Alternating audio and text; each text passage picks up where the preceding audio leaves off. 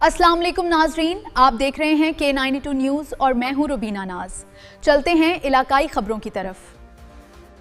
नवाबशाह से bureau chief Iqbal Mughal की news शामिल करते हैं, जहां शहीद बेनज़ीराबाद पुलिस का थाना बी सेक्शन की हदूद में डाकुओं से बहादुराना मुकाबला, 16 से ज़ायद मुकदमात में मतलूब और एक शहीद पुलिस एहलकार अल्लाडीनू सोलंकी के केस में मुलव्विस खतरनाक डाकू पुलिस मुकाबले में हलाक, असलहा बरामद।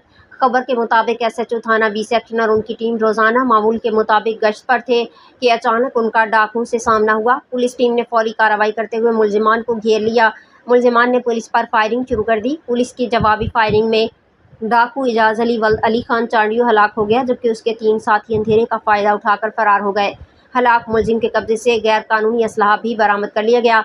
पुलिस तर्जुमान के मुताबिक हलाक मुलजिम एजाज अली चांडियो 16 से ज़ायद मुकदमात में पुलिस को इंतहाई मतलूब और ख़तरनाक डाकू था।